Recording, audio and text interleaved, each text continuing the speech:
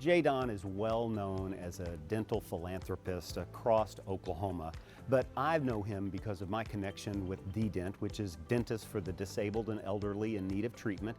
When I began running for office back in the mid-1980s, I met J. Don, and he was a great supporter. Working with Dr. Harris is very easy. He's a very humble, low-key, very focused on what he has in mind. And I've learned that he is an expert at identifying talent and then matching it up with organizations that need people to do specific jobs. He has served over 5 decades on the Oklahoma City County Health Department board. The contributions he's made in that process, he helped them create a foundation, he led them through the pandemic.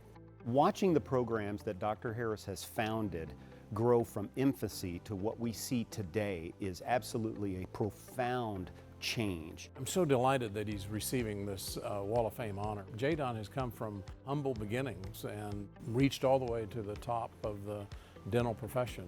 My favorite story about Dr. Harris really is how the NSO clinic was created. A school administrator came to him and said, "Hey, I got some kids that need some help and I'd like for you to provide some free care for them." He said, "Well, get me a dental chair and I'll see what I can do."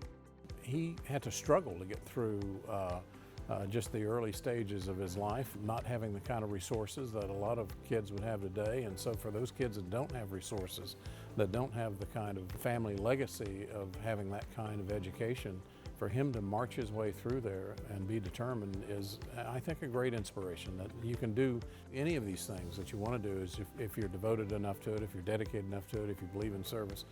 Dr. Harris is deserving of this Wall of Fame honor, not for any one thing, but for his body of work. He's balanced his life with giving, and it's the giving that really matters. Those are the things that we carry with us. The message is to balance getting with giving, and maybe the other message is to try.